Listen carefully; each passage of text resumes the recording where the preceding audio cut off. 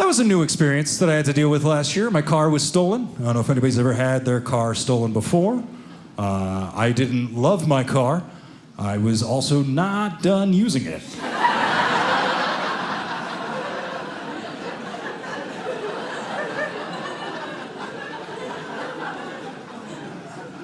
More than anything, like seriously, more than anything, it was just a massive inconvenience. I came out of my apartment building one morning, cup of coffee. It was just street parking. Came over and it was just car, no car.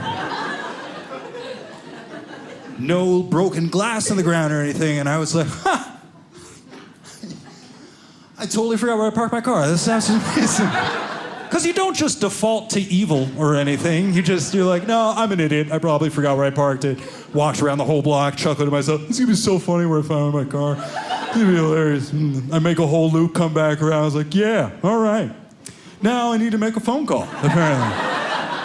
And there was a part of me that thought, you know what, maybe my car was towed because my car had been towed before. I had some parking tickets with the city of Seattle. I thought my parking tickets were decent. Although, according to the city, I also had several outstanding parking tickets. So, not to brag, but they don't give those out to anybody. So. But it also didn't quite feel like my car had been towed, because normally when your car gets towed, it's because you left it somewhere you don't feel 100% about. Like maybe you're in a big hurry to get somewhere, you get like the last spot on the curb in front of like the restaurant you're going to, but then like the back third of your car is hanging a little bit into the crosswalk to the point where as you're walking away, you're like, I don't know if that's gonna be there when I get back. You're saying to your friends, guys, if you don't mind, I'm just gonna move my car quickly. They're like, well, what are they gonna do? What are they gonna tow your car? And then your car gets towed. And those people disappear. They will not drive you to a tow yard later. So I called the police. Actually, first, I called a buddy of mine who lived about a block away, whose car had been stolen a month earlier. And I was like, hey, dude, I think my car got stolen. You just went through the whole thing. What do I do? He's like, oh, man, it's terrible. Just call the police. They'll start walking you through it, and they'll get in touch with your insurance and everything. I was like, all right. He's like, when do you think they stole your car? I was like, I don't know, like 2 a.m. or so. He's like, ugh, sucks. Don't you wish you could have caught the people stealing your car? Yeah, no, actually, not at all. You've met me before. Like, what would you imagine I have done? I just would have walked out and said, hey!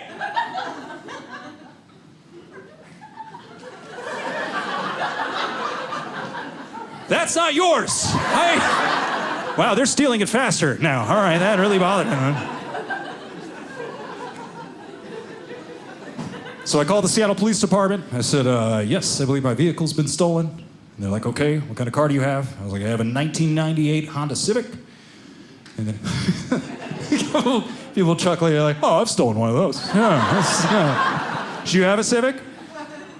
It's a very easy car to steal. I never realized how easy it was to break into, except for one time, I accidentally bumped into it a little too hard, and the driver's side door opened and the engine started. Which I think is a design flaw at some point. I called the police. I was like, I have a 98 Honda Civic. They laughed.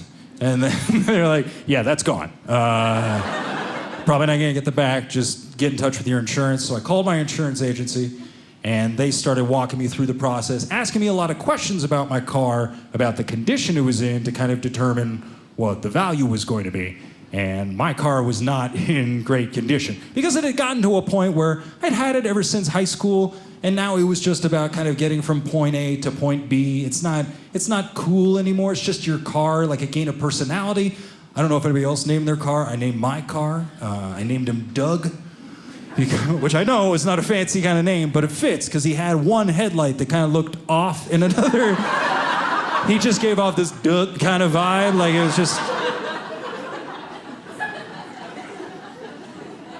But he had a lot of cracks and dents and scratches and things, just didn't look very good. So as this woman is asking me all these questions, I figure she's gonna get to the end and be like, okay, based on our calculations, we'll be sending you a bag of gummy bears. I didn't have high hopes. Somehow it got to the very end and she said, okay, based on our calculations, we're gonna be sending you a check for $4,200. And I said, yep, that sounds right. And I hung up really fast. And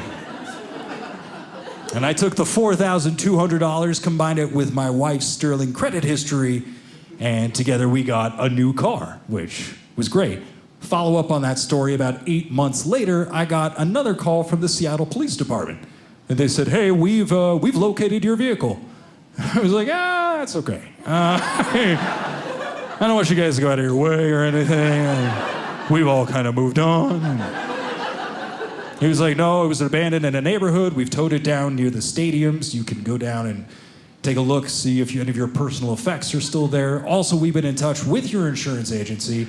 They're sending somebody down there as well. And my first thought was, oh, no. They're going to want some of that money back. I guarantee you. There's going to be a guy walking around my car with a clipboard being like, all right, whoa, wait. We paid how much for this? $4,200? That was supposed to be $42, you guys. Somebody moved a decimal point. That headlight doesn't even look in the right direction. I don't...